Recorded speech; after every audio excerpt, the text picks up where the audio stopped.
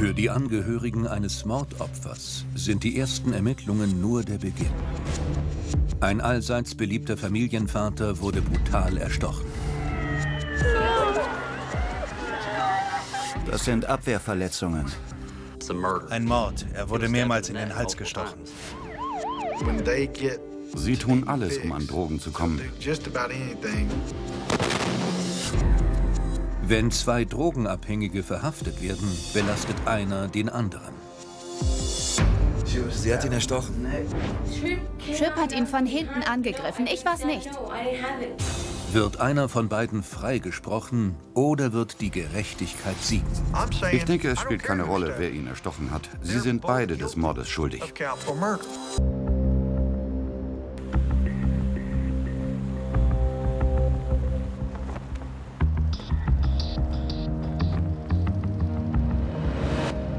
Detective Brian Tabor war gerade zu Hause, um sich ein Footballspiel im Fernsehen anzusehen.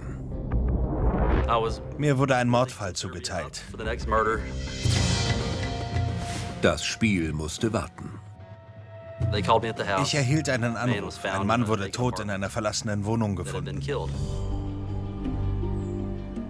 Am 23. Oktober 2011 ging um 14 Uhr ein Notruf aus einer Wohnanlage ein.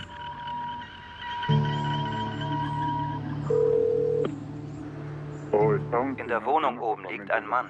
Kennen Sie die Person? Nein, ich wohne hier und wollte nach meiner Katze sehen. Die Tür stand offen und ich sah rein. Drinnen liegt ein Mann.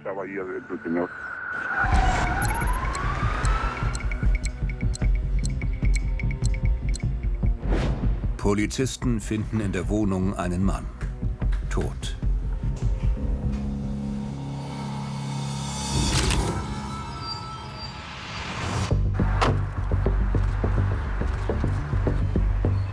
Tabors Partner bei der Ermittlung ist Detective Joe Jones.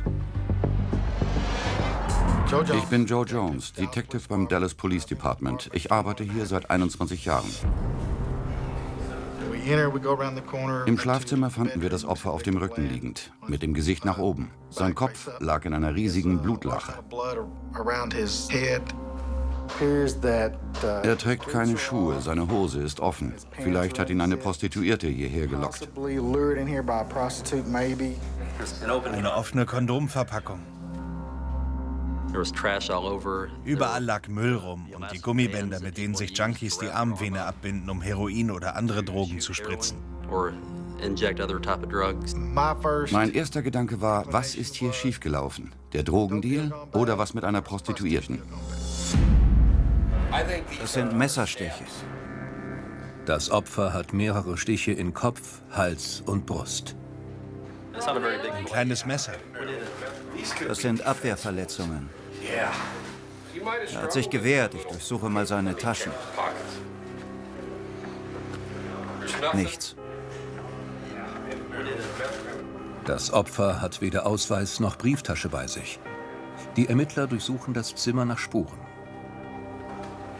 Hinter einer Tür in der Nähe der Leiche finden sie ein Messerheft, an dem Haare und getrocknetes Blut kleben. Auf der Straße taucht plötzlich eine junge Frau auf, die in der Wohnanlage lebt und am Tatort ihren vermissten Vater sucht. Wie heißt Ihr Vater? Marcelino. Er war gestern das Trinken. Er ging aus dem Haus und kam nicht zurück. Wie alt ist er? 56. Wie groß? Etwa wie ich. Er trug schwarze Sachen. Schwarz. Ich fragte, ob sie ein Foto ihres Vaters auf ihrem Telefon hätte. Sie sagte ja und zeigte es mir.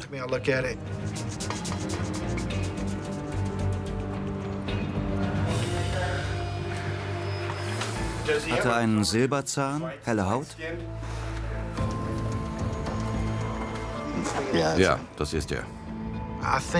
Ich glaube, sie konnte an meinem Gesichtsausdruck ablesen, dass ich schlechte Nachrichten bringe. Wie würden Sie seinen Hautton beschreiben? Etwa so wie meiner.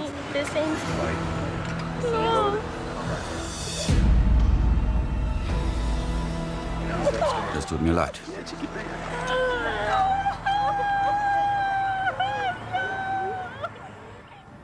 Der Tote ist Marcelino Alvarado. Die junge Frau, seine Tochter Ruby. Ich war am Ende, als sie sagten, mein Vater wäre tot. Mir fehlten die Worte. Meine Welt brach zusammen.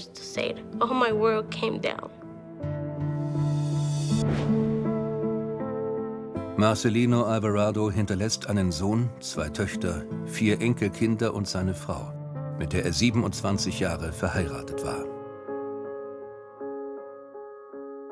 Ich weiß, dass ihn nichts wieder zurückbringen kann, aber ich will Gerechtigkeit.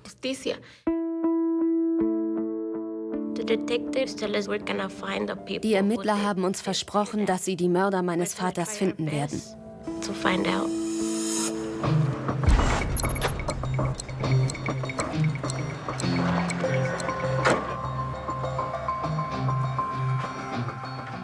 Am Tatort fiel Tabor etwas Entscheidendes auf. Als ich mich umsah, entdeckte ich auf dem Boden vor der Wohnung nebenan einige Blutspritzer. Und auch am Geländer gleich daneben klebte Blut.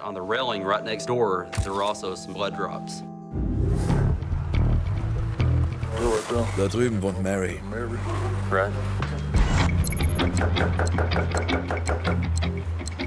Polizei, öffnen Sie die Tür. Eine junge Frau öffnet die Tür. Der Hund beißt nicht, oder? Wer ist noch hier? Mein Freund. Marys Freund heißt Stephen Tompkins. Während Tabor Mary drinnen auf den Zahn fühlt, befragt Jones draußen Stephen. Was ist passiert?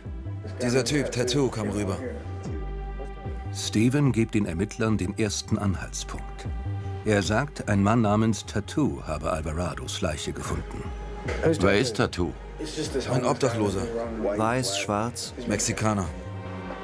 Wann war er hier? Stephen sagt, er habe Tattoo zuletzt am Morgen gesehen und wisse nicht, wie er mit richtigem Namen heißt. Wir haben nur einen Spitznamen. Hoffentlich können wir ihn bis heute Abend identifizieren und herausfinden, was passiert ist. Ohne weitere Anhaltspunkte fahren Tabor und Jones zurück ins Präsidium, um Tattoo zu identifizieren.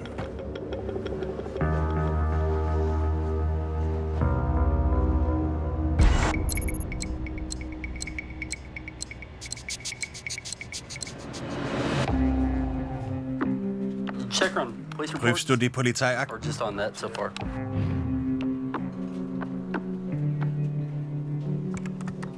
Das hier ist reine Glückssache. Wir suchen in der Gegend nach Tattoo. Plötzlich erhält Tabor einen überraschenden Anruf. Tabor. Hier ist Steven. Hi Steven, was ist los? Stevens Anruf schlägt ein wie eine Bombe. Ich wusste nicht, was ich tun sollte. Ich habe Angst. Ich muss mit Ihnen reden. Wir kommen. Los geht's. Stephen will unbedingt mit auf die Wache. Die Ermittler bringen ihn zum Verhör ins Präsidium.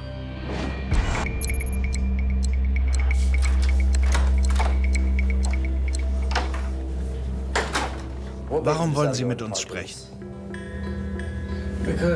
Weil ich damit drin hänge.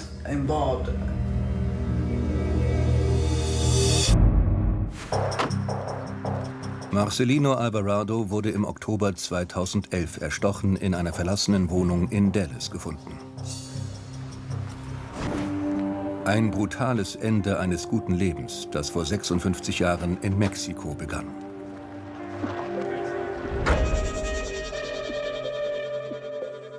Alvarado wanderte in den 80ern aus seiner Heimat San Luis Potosí nach Dallas aus, wo er seitdem mit seinem Sohn, seinen 2 Töchtern und seiner Ehefrau Maria wohnte.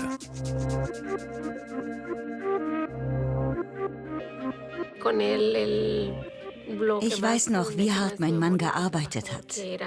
Er hat immer dafür gesorgt, dass es uns nie an etwas fehlte. Neben seiner Familie hatte Marcelino Alvarado eine große Leidenschaft: die Musik. Mein Vater hat Musik geliebt. Er hat in einer Band gesungen und Saxophon gespielt. Musik war sein Leben. Die Menschen mochten ihn wegen seines Charmes, der Cowboy. Es gehörte zu seinem Leben, dass er immer seinen Tejana, seinen Cowboy-Hut trug. Er hat seine Musik geliebt.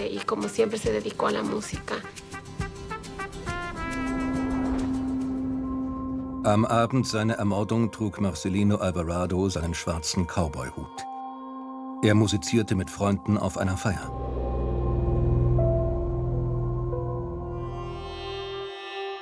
Er hat dort mit seiner Band gespielt. Danach wollte er nach Hause. Es muss gegen 2 Uhr nachts gewesen sein. Es hat geregnet und eine Frau sah ihn auf den Treppenstufen sitzen. Sie hörte, wie er sang.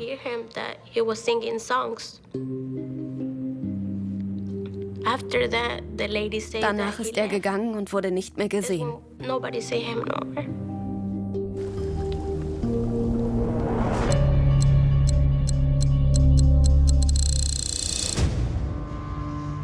Im Präsidium befragen die Ermittler Stephen Tompkins zu Alvarados Mord. Erzählen Sie, was ist in jener Nacht passiert? Ich war draußen, als Monica angerannt kam. Laut Stephen ist Monica eine befreundete Drogenabhängige, die in der Nachbarschaft als Prostituierte arbeitet. Sie wollte, dass ich ihn mit ihr zusammen überfalle. Und ich brauchte das Geld. Wie ging es weiter? Sie sind rein. Ich habe noch etwa 10 Minuten gewartet. Als ich hineinging, lag er auf dem Rücken. Überall war Blut. Und sie hat immer wieder in seinen Hals gestochen. Ich habe Panik gekriegt. Sie am Arm gepackt und gesagt, lass uns abhauen. Warum hat sie das getan? Keine Ahnung.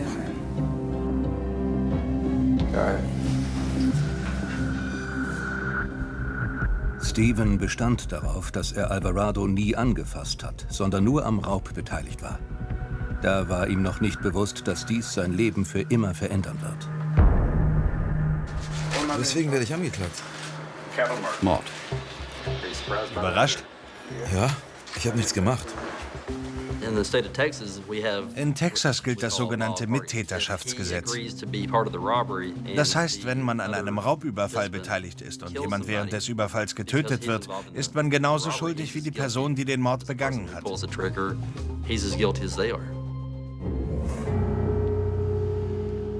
Stephen wird bis zu seiner Gerichtsverhandlung in Dallas inhaftiert.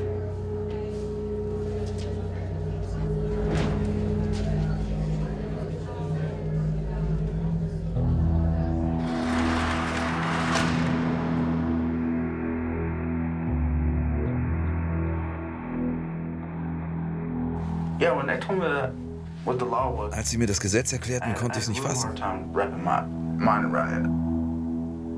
Mit so viel habe ich nicht gerechnet. Ein weiterer Tag in meinem beschissenen Leben.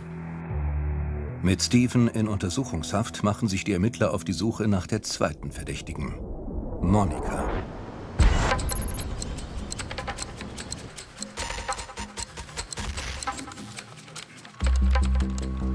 Monicas richtiger Name lautet Yvette Galavis. Sie ist obdachlos. Wir müssen sie finden, bevor sie noch jemanden verletzt oder ausraubt.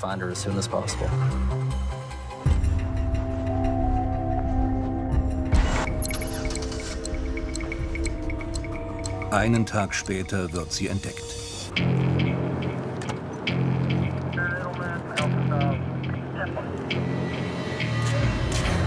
Warum? Yvettes Kleidung war runtergekommen. Sie sah aus, als hätte sie die Nacht durchgemacht und sich schon eine Weile nicht mehr gewaschen. Sie war nicht erfreut, uns zu sehen.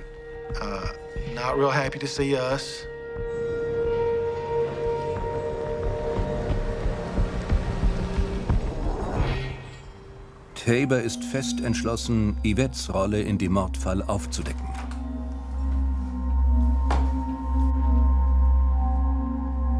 Warum denken Sie, taucht Ihr Name in diesem Zusammenhang auf? Viele mögen mich nicht. Warum nicht? Liegt an meiner Einstellung. Sie nehmen Heroin? Ja. Schon kurz nach einem Schuss benötigt Ihr Körper bereits die nächste Dosis Heroin. Sie würde alles tun, um an die Droge zu kommen. Waren Sie je in der verlassenen Wohnung neben der von Mary? Nein, die ist immer abgeschlossen. Warum liegt uns dann die Zeugenaussage vor, dass Sie in dieser Wohnung mit einem anderen Mann einen Überfall planen? Das können wir sicher mit Fingerabdrücken und DNA beweisen. Ich war da alleine drin. Sie haben gerade gesagt, dass Sie noch nie da waren. Yvette, Sie waren mit ihm in der Wohnung. Okay, wir waren drin. Yvette gesteht, dass Stephen Tompkins, alias Tripp, sie aufgefordert hatte, Alvarado in die verlassene Wohnung zu locken. Dort wollte er auf sie warten. Tripp griff ihn von hinten an, trat auf ihn ein und rief, Monica, auf ihn! Tripp beschuldigt aber Sie. Ich war nicht mal in der Nähe. Ich war weit entfernt. Ich glaube, als Tripp sagte, auf ihn, hatten Sie keine andere Wahl, als anzugreifen. Nein, ich habe ihn nicht erstochen. Ich habe nichts gemacht. Ich bin überzeugt, dass... Glauben Sie das doch nicht. Ich weiß, das ist Ihr Job, aber ich sage Ihnen alles, was ich weiß.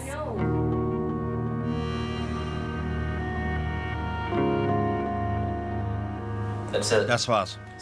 Weswegen werde ich angeklagt? Gleich.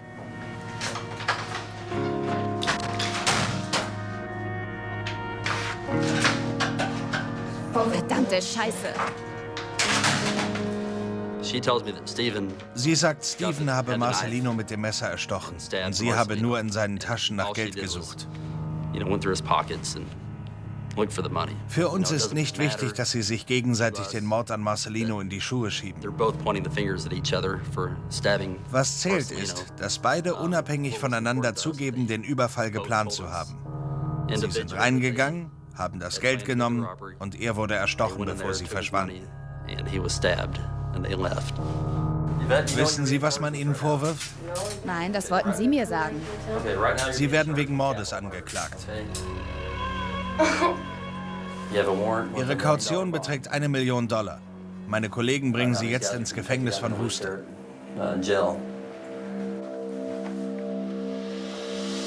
Yvette Galavis und Stephen Tompkins hätten im Falle einer Verurteilung mit einer lebenslänglichen Freiheitsstrafe ohne Aussicht auf Bewährung zu rechnen.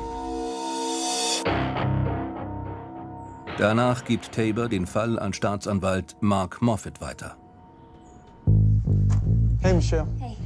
Wenn ich mir diesen Fall ansehe, bin ich bereit, die Strafverfolgung aufzunehmen. Mir ist egal, wer den Mann erstochen hat. Beide sind des Mordes angeklagt. Wir müssen nur noch beweisen, dass der Täter während des Überfalls vorsätzlich getötet hat. Moffitts Gegner in diesem Prozess, Strafverteidiger Bill Stovall, ist bereits seit 14 Jahren als Anwalt tätig, als er die Verteidigung von Yvette Galavis übernimmt. Für Stovall ist Yvette ebenfalls ein Opfer. Sie ist nicht die, für die sie gehalten wird. Ja, sie ist eine Prostituierte, eine von Drogen gezeichnete junge Frau mit tragischem Hintergrund, die aber eher zufällig in eine aussichtslose Lage geraten ist. Würden die Geschworenen ihm in Anbetracht der Brutalität des Mordes an Alvarado glauben? Drogen hin oder her. Man wird nicht einfach so gewalttätig und sticht wieder und wieder auf jemanden ein.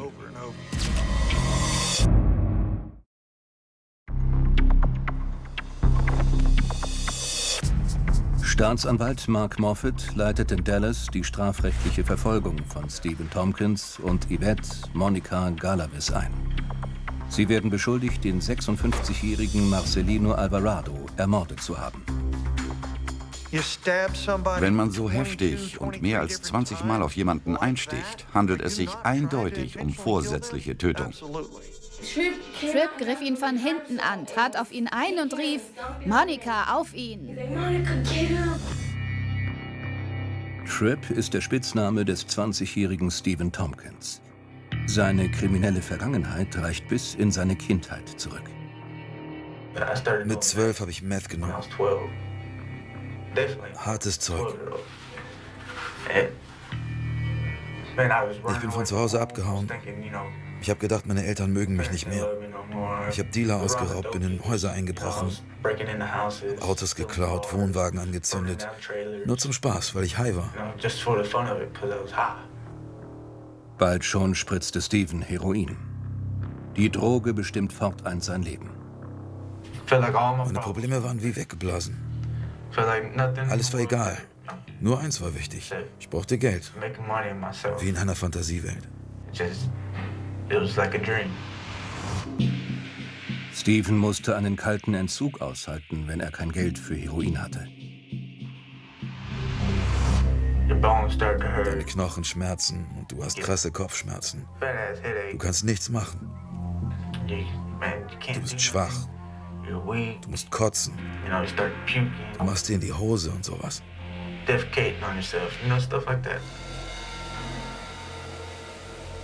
In der stürmischen Nacht des 23. Oktober 2011 war Stephen mit seiner Freundin Mary in ihrer Wohnung. Meine Freundin und ich waren auf Entzug.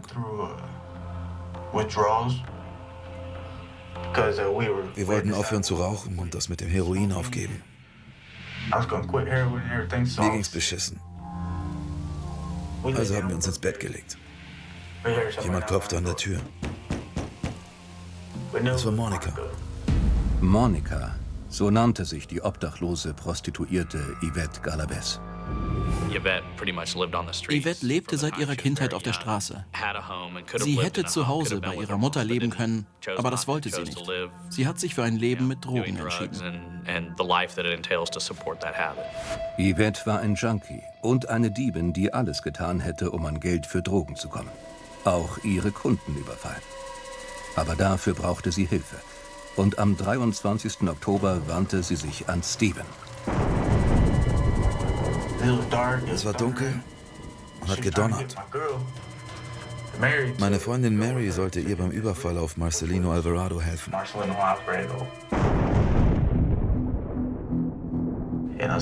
Ich fragte, der Typ hat Geld? Und sie meinte, klar. Sie hat von einer Menge Geld gesprochen, das eine Weile für uns gereicht hätte. Also dachte ich, warum nicht? Aber diesmal plante Yvette einen Überfall auf einen Mann, den sie beide aus ihrer Wohnanlage kannten. Ich meine, ich kenne seine Familie. Ich habe früher mit seinen Kindern gespielt.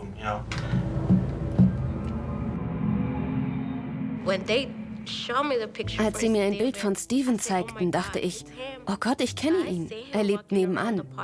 Er ist nicht gefährlich. Er hat immer ganz freundlich nach Geld gefragt. Sowas hätte ich ihm nicht zugetraut. Für die Angeklagten steht vor Gericht viel auf dem Spiel. Eine lebenslängliche Freiheitsstrafe ohne Aussicht auf Bewährung. Moffat ist überzeugt, dass er genug in der Hand hat. Wir haben die Aussagen der beiden Angeklagten. Ja, wir haben das zusammen durchgezogen, aber der andere ist schuld. Wir waren drin. Ich sollte ihn reinlocken.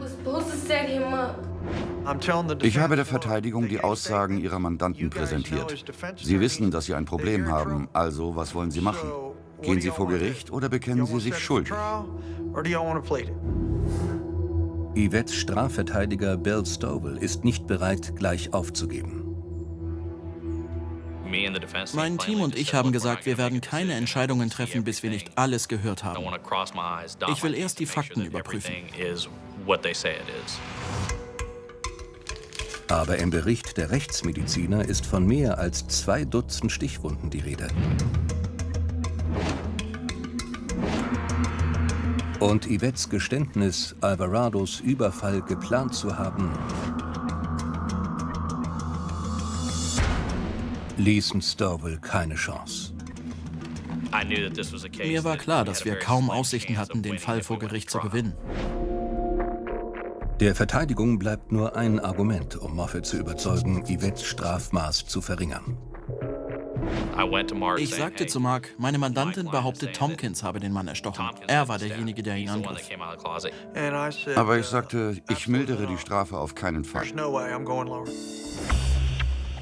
Stouffville konnte nicht wissen, dass Stephen dabei war, sein Schicksal zu besiegeln. Und damit auch das von Yvette. Mir war klar, dass ich vor Gericht am Ende gewesen wäre. Bei solchen Fällen hofft man förmlich, dass der Verteidiger sich querstellt und vor Gericht zieht.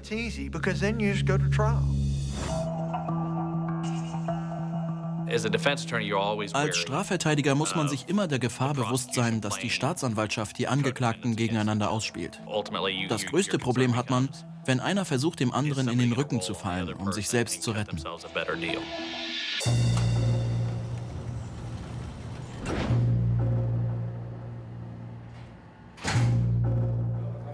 Während sich die Anwälte in Dallas mit dem Fall beschäftigen, plagen den 20-jährigen Stephen Tompkins im Gefängnis Erinnerungen an den Mord. Es soll aufhören. Es verfolgt mich. Im Falle einer Verurteilung droht Stephen eine lebenslängliche Freiheitsstrafe ohne Bewährung. Das macht ihm Angst. Eines Abends ruft er seine Freundin an. Er ahnt nicht, dass das Telefonat aufgezeichnet wird. Mein Ermittler erzählte mir, dass er Tompkins Telefonat mitgehört hat. Er sagte, Tompkins würde wohl das Angebot einer Freiheitsstrafe von 50 Jahren annehmen. Er wusste offenbar, dass es schlecht für ihn aussah und wollte sich nicht selbst schaden. Moffitt erklärt Stephens Anwalt, dass er statt auf lebenslänglich ohne Aussicht auf Bewährung eine geringere Freiheitsstrafe beantragen würde, wenn sein Klient sich schuldig bekennt. Das hieße eine Freiheitsstrafe von 50 Jahren mit möglichem Antrag auf Haftentlassung nach 25 Jahren. Unter einer Bedingung. Im Juni sagte er, sie würden sich auf 50 Jahre einlassen. Unter der Bedingung, dass ich gegen Yvette Galavis aussage.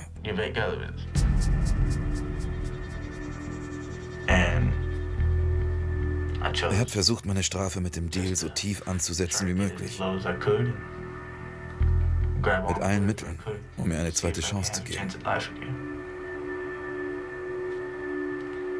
Ich habe zugestimmt.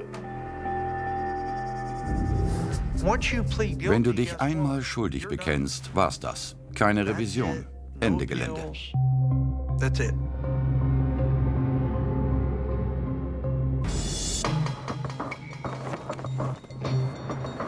Am Morgen des 15. Juni 2012 bekennt sich Stephen Tompkins des Mordes an Marcelino Alvarado schuldig und gesteht erstmals, was wirklich in der tödlichen Nacht geschah.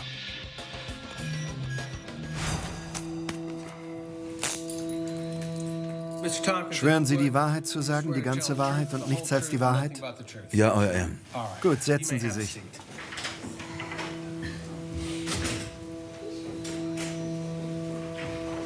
Der Deal sieht vor, dass Ihre Anklage herabgestuft wird, wenn Sie gegen die Mitangeklagte Yvette Galavis, auch bekannt als Monica, aussagen. Yes, Sir.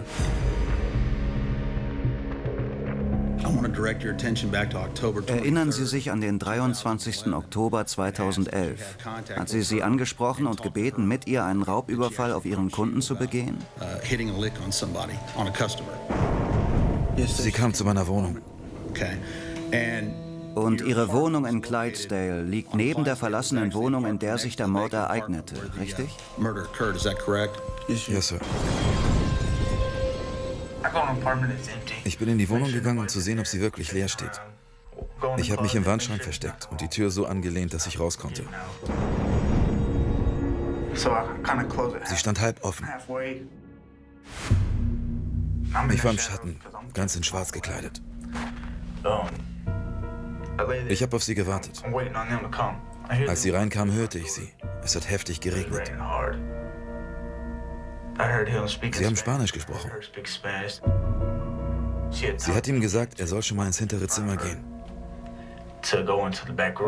Das hat er gemacht. Dann habe ich plötzlich Stöhnen gehört, so als hätte jemand Schmerz.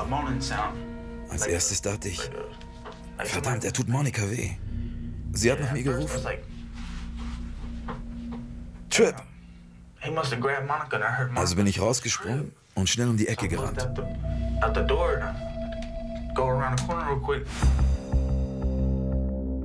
Sie hat ihm beim Gehen in den Rücken gestochen. Er hat versucht, sich zu wehren. Da habe ich ihn an der Jacke gepackt und auf den Boden geworfen. Er war auf allen Vieren. An meinen Händen klebte Blut und ich dachte nur, was zur Hölle? Er hat mein Bein gepackt und mich zu Boden geworfen. Als er auf mir lag, hat er mich geschlagen. Und er war etwa doppelt so groß wie ich. Ein großer Kerl. Wir haben uns am Boden gewälzt, bis ich oben war und auf ihn eingeschlagen habe. Dann hat er versucht, sich aufzurichten und mich zur Seite zu schieben.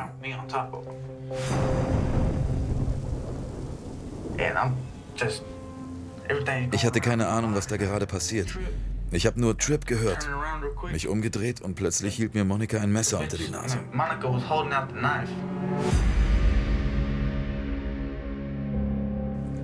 Ich habe das Messer genommen und einen Moment gezögert. Dann hat er mich geschlagen und ich habe es ihm in den Hals gerammt. Ich kann immer noch hören, wie seine Vene unter dem Messer aufriss.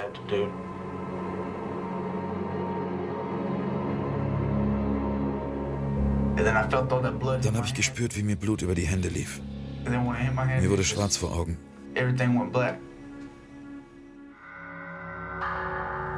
Als ich aufwachte, hatte ich nur noch die Klinge in der Hand. Der Griff war weg. Und ich habe weiter auf ihn eingestochen. Ich habe ihn umgebracht. Ich konnte spüren, wie er unter mir immer lebloser wurde. Und dann starb er.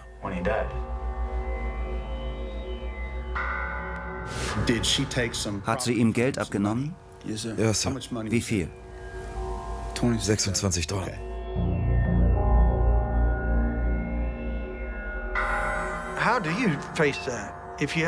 Wie kann man ruhigen Gewissens damit leben, einen Menschen auf schrecklichste Weise umgebracht zu haben? Für $26.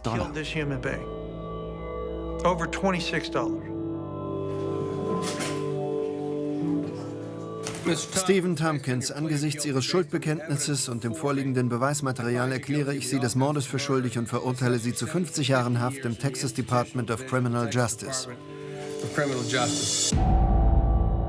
Tompkins Geständnis bedeutet für Yvette ebenfalls mindestens 50 Jahre Haft. Und Stowell weiß das.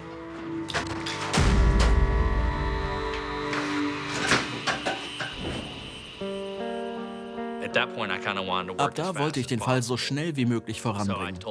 Ich habe Mark gesagt, wir gehen vor Gericht, Montag. Stowell muss sich mit Yvette noch wegen der 50 Jahre verständigen, doch sie hält weiter an einem geringeren Strafmaß fest. Selbst jetzt bestand sie darauf, dass Tompkins den Mann erstochen hatte und nicht sie. Moffat ist entschlossen, Yvette vor das Geschworenengericht und lebenslänglich hinter Gitter zu bringen. Das hier ist die Realität, kein Film im Fernsehen. Der Mann ist nicht an Krebs oder bei einem Autounfall gestorben. Er wurde vorsätzlich getötet. Er hätte nicht sterben müssen. Wie viele Jahre Gefängnis sind da angebracht? Bill Stowell, Galavis Anwalt, unternimmt einen letzten Versuch.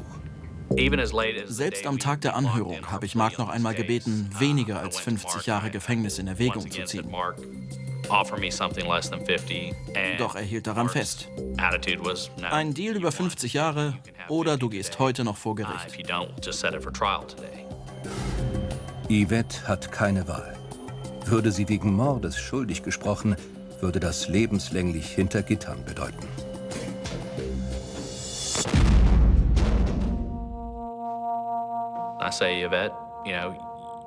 Ich habe ihr gesagt, Yvette, wir können uns auf die 50 Jahre einlassen. Dann hast du die Chance, bei guter Führung nach 25 Jahren rauszukommen.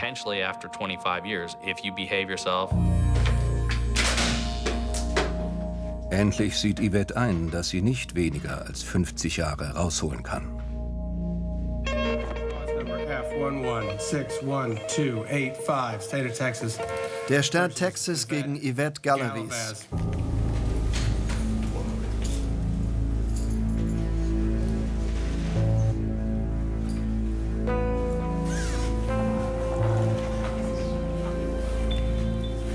Yvette Galavis, bekennen Sie sich des Mordes schuldig?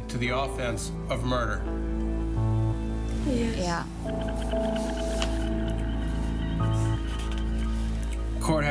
Das Hohe Gericht akzeptiert Ihr Schuldbekenntnis und verurteilt Sie hiermit zu 50 Jahren Haft im Texas Department of Criminal Justice.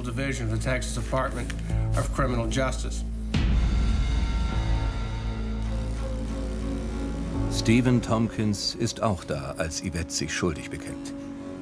Damit auch Alvarados Familie seinen Mördern im Gerichtssaal endlich von Angesicht zu Angesicht gegenübertreten kann. Möchten Sie etwas sagen?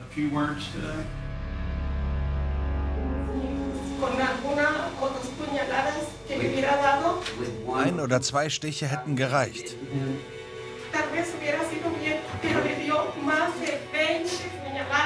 Aber Sie haben mehr als 20 Mal auf ihn eingestochen.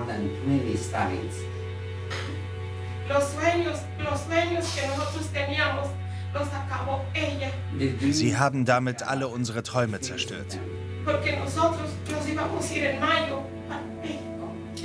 Wir wollten im Mai zurück nach Mexiko.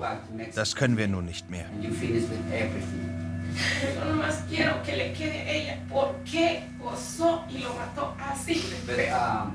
Ich möchte wissen, warum Sie Freude dabei empfanden, ihn zu töten. Die Brutalität, mit der ihr Ehemann ermordet wurde, hat Maria tief erschüttert. Die Rechtsmediziner sagten mir, sie dürfen den Leichnam nicht sehen. Er hat 27 Stichwunden und seine Kehle wurde durchgeschnitten.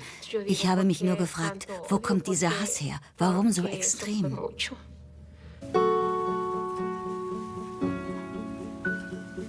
Alvarados Tochter Ruby will ebenfalls ein paar Worte an Stephen und Yvette richten.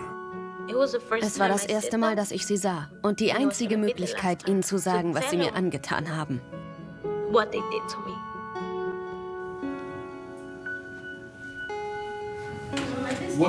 Ich will nur sagen,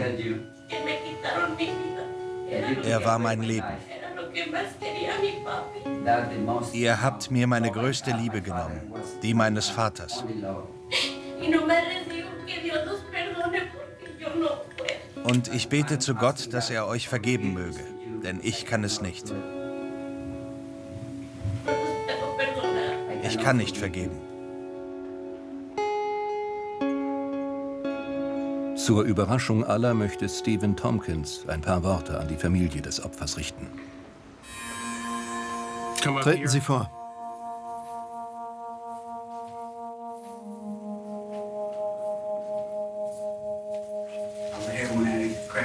Ich bin ein Junkie. Ich bin heroinabhängig. Ich wollte Ihren Mann nicht töten.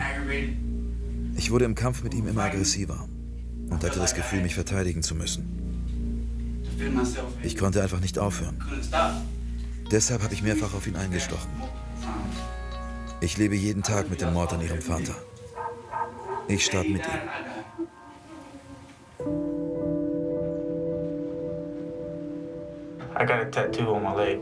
Ich habe mir ein Tattoo auf mein Bein gestochen.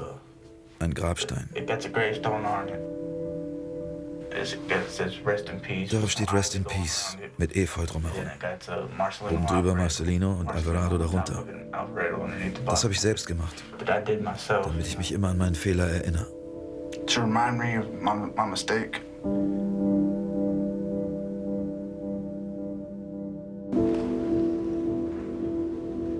Nach Stephen will auch Yvette zu der Familie sprechen.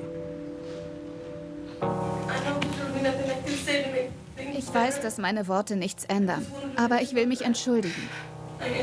Das hätte alles nicht passieren dürfen. Er sollte nicht sterben.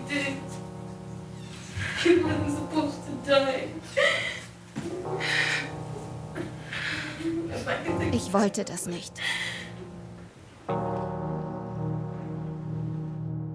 Ich glaube ihr nicht. Sie war so ungerührt. Es kam nicht von Herzen. Ich glaube, sie hat nur etwas gesagt, weil Steven gesprochen hat. Dann sage ich halt auch was. Das ist mir nicht genug. Ich kann ihnen nicht vergeben.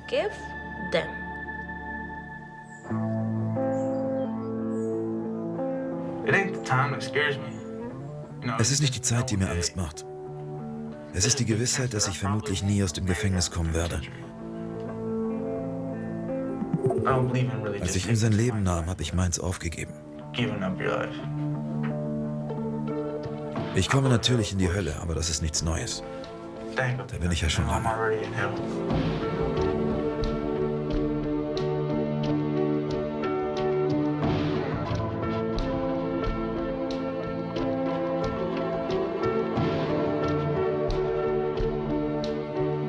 Willkommen bei J&M Gute-Nachts-Geschichten. Heute Abend werden wir uns eingehender mit weiteren Themen beschäftigen. Björn War Criminal Fall. Aber bevor du einschläfst, bitte nehmt euch einen Moment Zeit, um dieses Video zu liken. Und abonniere den Kanal. Schau dir eine unserer Playlists an, um sie zu füllen. Diese langen Nächte mit erholsamem Schlaf. Danke fürs Zuschauen. Los geht's. Es gibt Orte in Amerika, wo die Wildnis fühlt sich immer noch älter an als Erinnerung. Orte, an denen die Bäume scheinbar absorbieren. Klang. Wo ein Pfad für einen Person vertraut aussehen kann. Zweitens und als nächstes ausländisch. Orte, an denen sich das Wetter ohne Warnung, Entfernungen täuschen dich, und die Grenze zwischen Sicherheit und Wegsein ist dünner, als irgendjemand es sich wünscht. Südben. Die Great Smoky Mountains sind eines diese Orte. Millionen von Menschen besuchen sie jeden Tag. Ja. Familien wandern auf den Wanderwegen, zelten auf dem Grate, lachen am Lagerfeuer und tragen Heimfotos von Nebel, der durchzieht. Uraltes Holz. Es ist eines der beliebtesten nationalen Parks in den Vereinigten Staaten. Doch unter dieser Schönheit verbirgt sich etwas anders.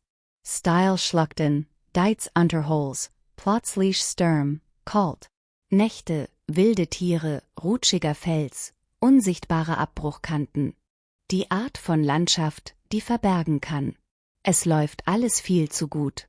Und im Juni 1969. Diese Landschaft wurde zum Schauplatz für eines der unheimlichsten Verschwinden in der amerikanischen Geschichte. Ein kleiner Junge namens Dennis Martin war mit seiner Familie in den Smokies für Watertags watchenend.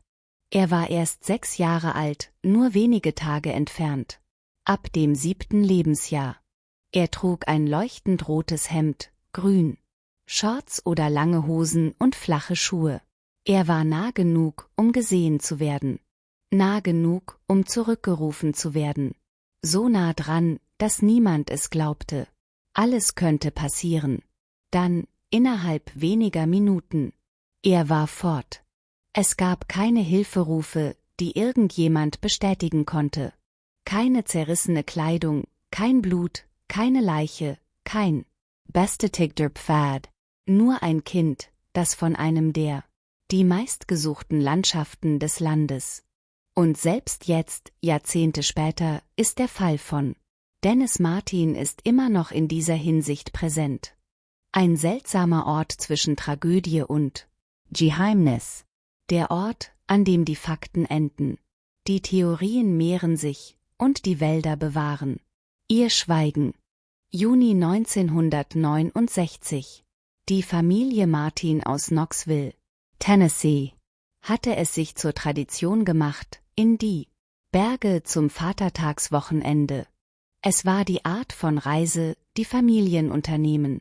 Für immer in Erinnerung behalten. Wandern, Camping, frische Luft, eine Auszeit vom Alltag. Die Routine. Dennis war mit seinem Vater dort, seinem Großvater und sein älterer Bruder. Die vorherige Nacht hatten sie in Rasselfeld Unterstand. Dann machten sie sich auf den Weg in Richtung Spengse Feld. Eine grasbewachsene kahle Fläche in der Nähe von Appalachian Trail auf dem Tennessee-Norden. Carolina Liney. Wenn Sie Spence Field jemals gesehen haben, sieht nicht nach so einem Ort aus, wo ein Kind für immer verschwinden könnte. Das ist mit ein Grund, warum dieser Fall so brisant ist. Byun-Ru Hind. Spence Field ist teilweise offen und grasbewachsen, erhaben und wunderschön. Es grenzt aber auch an dichte Wälder, Entwässerungsgräben, steile Hänge und ein Labyrinth aus. Wege und Gelände, die sich verwandeln können. Gefährlich fast sofort. Nordseitige Senken fallen ab in Tennessee. Südlich ausgerichtete Entwässerungsgräben fallen nach Norden ab. Carolina. Der Appalachian Trail verläuft entlang des Bergrücken. Nahegelegene Wege zweigen ab wie Vennen. Für Erwachsene ist es ein Wahrzeichen der abgelegenen Landschaft. Für ein Kind ist es eine endlose Welt. An diesem Nachmittag spielte Dennis mit. Sein älterer Bruder und andere Jungen von Familie aus der Nachbarschaft. Die Jungen hatten eine harmlose Idee. Sie würden sich herumschleichen und die Watch sehen. Es war eine typische, unbeschwerte Kindheit. Schema, das bei Familienausflügen stattfindet. Überall. Die Erwachsenen standen in der Nähe und beobachteten das Geschehen. Kinder. Die Jungen trennten sich. Dennis wählte eine andere Richtung als die anderen. Die anderen kamen zurück. Dennis tat dies nicht. Das war es. Kein dramatischer Moment, kein Donnerschlag, kein rief Warnung, aber es gab kein Anzeichen dafür, dass dies ein gewöhnlicher Familienausflug hatte gerade verwandelte sich in einen Albtraum. Einen Moment lang war Dennis Martin Teil eines Spiel. Als nächstes wurde er als vermisstes Kind gemeldet. Jabberj. Sein Vater begann fast sofort. Er rief. Er rannte den Pfad entlang. Er überprüfte die Orte, an denen sich ein Kind verstecken könnte. Stolpern oder umherirren. Späteren Berichten zufolge reagierte die Familie wie folgt. Schnell. Schnell genug, dass viele Menschen Geld ausgegeben hatten. Jahrelang fragte ich mich, wie ein Sechsjähriger. Verschwinden so vollständig in so wenig Zeit. Die Suchmannschaften stellten später fest, dass Dennis war nur kurze Zeit zuvor weg gewesen. Den Erwachsenen wurde klar, dass etwas nicht stimmte. Und genau diese Tatsache steht im Mittelpunkt. Dem Mysterium. Denn wenn er einfach weggelaufen wäre, wohin ist er so schnell gegangen? Wenn er gestürzt ist, warum gab es dann keine Spur von ihm? Und falls etwas anderes passiert wäre, warum dann? Sieht es denn niemand? Mit schwindendem Tageslicht verschärfte sich die Situation. Dringend. Dennis, Großvater, wanderte hinaus, um zu warnen. Park Personnel. Die Ranger wurden an diesem Abend benachrichtigt. Um 20:28 Uhr war das Verschwinden abgeschlossen. Wurde formell gemeldet. Suchpläne wurden bereits erstellt. In jener Nacht. Und dann kam eines der wichtigsten Details im gesamten Fall. Das Wetter änderte sich. Starker Regen und Gewitter zogen auf. Die Gegend nach Einbruch der Dunkelheit. Laut den Akten des Parks mehr als 2,5 Zoll Regen könnten. Im Bereich Spence Field abgestürzt. Bäche traten über die Ufer, Wege wurden rutschig. Sichtweite broken. Jegliche Duftspur, die Hunde möglicherweise hinterlassen haben. Die Gefolgten waren gefährdet. Und jegliche Fußspuren im weichen Boden könnten vor Tagesanbruch ausgelöscht werden. Wenn es einen sauberen Weg gegeben hätte. Dennis in diesen ersten Stunden. Möglicherweise wurde es durch einen Sturm zerstört. Die ganze Nacht hindurch, Ranger und Familie. Die Mitglieder durchsuchten die unmittelbare Umgebung. Ungefähr dort, wo Dennis zuletzt gewesen war. Gesehen. Am Morgen wurde die Operation ausgeweitet. Foreigner National Parkdienst.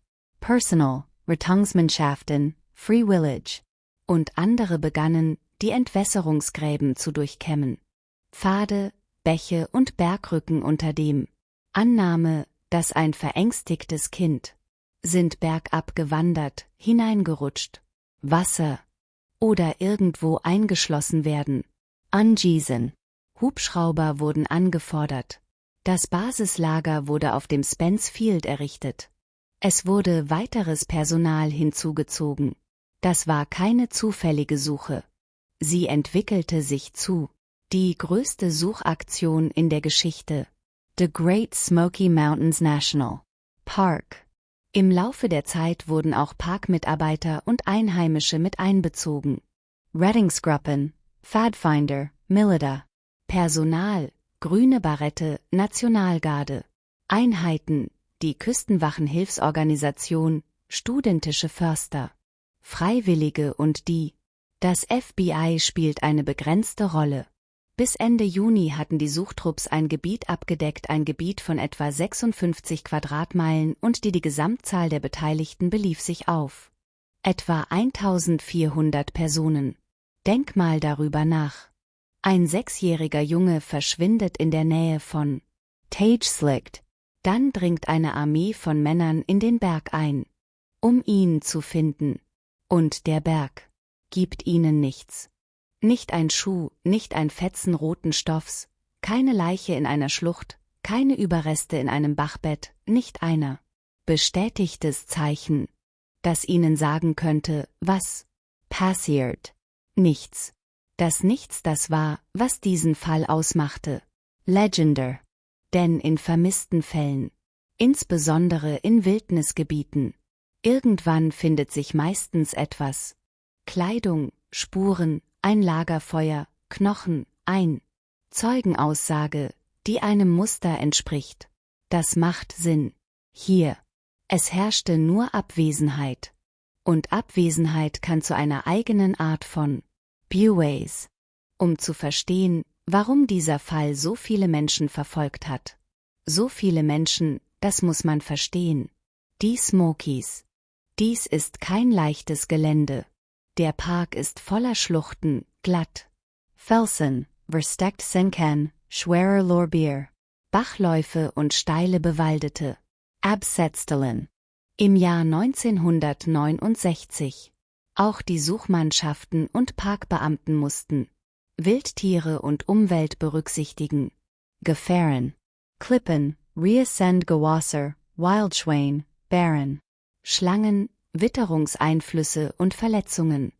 Die Temperaturen in jener Nacht fielen in Richtung der niedrigen 50er-Marke. Für einen Erwachsenen ist das unangenehm. Ein durchnässtes, verängstigtes Kind allein in den Bergen kann es tödlich werden. Die einfachste Theorie war also schon immer die Ernüchter-NDST. Dennis wanderte weg, wurde desorientiert und starb irgendwo in Geländesucher nie vollständig einstrangen oder an einem Ort, der später vom Wetter verdeckt wird. Entfernung oder die schiere Komplexität der Jabbage. Diese Theorie ist nicht spektakulär. Es fühlt sich nicht befriedigend an. Doch die Geschichte der Wildnissuche ist voll davon. Fälle, in denen das Gelände den Ausschlag gibt. Menschen können erstaunlich schwer zu durchschauen sein. Lokalisieren, selbst wenn die Sucher in der Nähe sind. Leichen können im Gebüsch verborgen bleiben. Hohlräume, Wurzelsysteme, Felsspalten und Ablagerungen aus der Kanalisation über Jahre hinweg. Suchtrupps können bis auf wenige Meter an einen herankommen, Personen und sie nie wiedersehen. Und dennoch, selbst unter Berücksichtigung dessen, es gibt noch weitere Details in Dennis Martins Argumentation, die sich jeder Widerstandsfähigkeit widersetzt. Erläuterung. Weil die Suche nicht klein war. Es gab keine Verzögerung von Tagen. Und das wurde nicht auf die leichte Schulter genommen. Die Reaktion war unmittelbar und gewaltig. Die Suchtrupps überprüften Wege und Entwässerungsgräben, Bachläufe, Tierschilder, Toiletten bei, Schutzräume, Feuertürme und große Abschnitte von Tennessee und Hinterland von Carolina. Sie beobachteten Bussarde. Sie kontrollierten Bären und Wildschweinexkremente. Hubschrauber verlegten über uns. Erfahrene Waldarbeiter wurden herbeigerufen. In Specialcraft teilgenommen. Die Beamten standen unter starkem öffentlichen Druck. Und jede Spur, selbst die bizarrsten, welche wurden in Betracht gezogen. Trotzdem nichts. Das ist das psychologische Zentrum davon. Fall. Nicht nur, dass Dennis verschwunden ist, sondern, dass das Verschwinden zu viel schien. Vollständig. Immer wenn ein Fall ein Vakuum erzeugt. Gerüchte strömen herein und füllen den Raum. Und der Fall Dennis Martin brachte ein so totales Vakuum, dass die Menschen begannen. Sie griffen nach jeder Erklärung, die sie finden konnten. Manche glauben, er habe sich verirrt und sei gestorben. Der Wald. Andere vermuteten einen Tierangriff. Barren. In der Gegend lebten auch Wildschweine. Und die Beamten haben dies in Betracht gezogen. Möglichkeit ausreichend, um das Tier zu untersuchen. Ein Zeichen, aber nie ein physischer Beweis dafür. Tauchte auf, um eine Jagd zu unterstützen. Szenario. Kein Blut, keine Schleifspur, kein zerrissenes Hemd, keine Überreste. Und es gab noch eine dritte Theorie. Entführung. Diese Idee ist nie verschwunden. Teils, weil die Fakten Raum lassen für Speculation. Teilweise aufgrund der Geschwindigkeit, mit der Dennis verschwand. Und zum Teil aufgrund einer Wildnisgeschichte, die von anderswoher kamen. Jabberj. Nach späteren Berichten soll ein Mann namens Harold Key und Mitglieder seiner Familie berichteten, einen seltsamen Schrei gehört zu haben. Nachmittag. Und dann sah ich ein ungepflegt aussehender Mann bewegt sich durch den Wald, angeblich tragend etwas Rotes über seiner Schulter. Ein Detail, das die Aufmerksamkeit auf sich zog, weil Dennis einen roten Hemd, aber die Parkverwaltung und das FBI taten dies nicht. Finden Sie genügend Beweise, um dies zu belegen? Sichtung im Zusammenhang mit Dennis, Verschwinden. Und die Ermittler stellten die Entfernung fest und zeitliche Probleme mit dem Konto. Der Schrei im Wald, der raue Mann, das rote Objekt über einer Schulter, das Gefühl, dass etwas Menschliches und absichtlich könnten sich ihre Wege gekreuzt haben. Das Kind. Und ehrlich gesagt ist es beunruhigend. Aber es ist auch wichtig, dies zu sagen. Deutlich. Die Sichtung wurde nie bestätigt. Mit Dennis verbunden. Die Verantwortlichen hielten dies nicht für ausreichend. Eröffnen Sie einen vollständigen Entführungsfall. Die Position des FBI war damals, dass es gab keine ausreichend starken Beweise. Eine Abduktionstheorie untermauern. Das macht die Geschichte nicht bedeutungslos. Es lässt es einfach an Ort und Stelle, wo so viel dieser Fall lebt. Versterend. Möglich. Unbewiesen. Es gibt noch eine weitere seltsame Wendung in der Fall Dennis Martin. Die Größe der Suche selbst arbeitete gegen die Suche. Das klingt im ersten Moment unmöglich. Mehr Menschen bedeuten doch bessere Chancen. Mehr Augen, mehr Personal, mehr Berichterstattung. Aber bei Such- und Rettungsaktionen in der Wildnis, mehr ist nicht immer besser. Zu viele Suchtrupps können Spuren zertreten. Zu viele Freiwillige können ein Gebiet überfluten. Mit Lärm, Geruch, Verwirrung und falschen Leads. Unerfahrene Sucher übersehen möglicherweise subtile Details. Schilder oder neue Schilder erstellen, die ablenken vom eigentlichen Wanderweg. Großprojekte werden schwieriger zu organisieren, koordinieren, schwieriger kontrollieren und schwerer zu interpretieren. Im Nachgang von Dennis Martins Verschwinden. Der National Park Service hat die Bewertung erneut durchgeführt. Wie die Suche nach vermissten Personen ablief. Durchgeführt.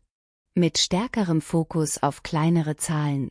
Ausgebildet anstatt einfach ein Gebiet zu überfluten. Mit Leichen. Der Fall wurde zu einer Lektion in Sachen Suche. Strategie ebenso sehr wie Mysterium. Dieses Detail ist tragisch, weil es die Möglichkeit aufwirft, dass die Bemühungen, Dennis zu retten, könnte auch die Chancen erschwert haben, ihn zu finden. Stell dir den Druck vor. Ein Kind wird vermisst. Die Öffentlichkeit ist besorgt. Wir schauen zu. Die Familie ist verzweifelt. Und die Behörden versuchen alles. Und dennoch, jeder zusätzliche Stiefel auf dem der Boden könnte einen kleinen Hinweis zerstören. Zurückgelassen in jenen ersten kritischen Zeiten. Stunde. Und dann kommt noch der Sturm darüber. Der Regen kommt, der Boden bebt, der Duft verfliegt. Die Zeit beginnt, sich gegen alle zu wenden. Es ist durchaus möglich, dass das Mysterium von Dennis Martin ist nicht das Ergebnis von etwas Paranormales oder Unmögliches, aber einer fast unerträglichen Kollision zwischen schwierigem Gelände, schnelllebig, das Wetter und das Chaos einer riesigen Suchaktion. Emotional gesehen ist diese Antwort jedoch schwer zu geben. Akzeptieren, weil es Dennis bedeutet. Es könnte knapp gewesen sein. Nah genug, um es zu finden. Nah genug, um Rettung. Nah genug, dass der richtige Hinweis der richtige Zeitpunkt hätte sich ändern können. Alles. Und diese Möglichkeit ist möglicherweise größer, unheimlicher als jede seltsamere Theorie. Es gibt bestimmte Vermisstenfälle, die größer werden als sie selbst. Nicht wegen des prominenten Status, nicht wegen Sensationsmeldungen, aber weil sie einen wunden Punkt treffen. In der öffentlichen Vorstellungswelt.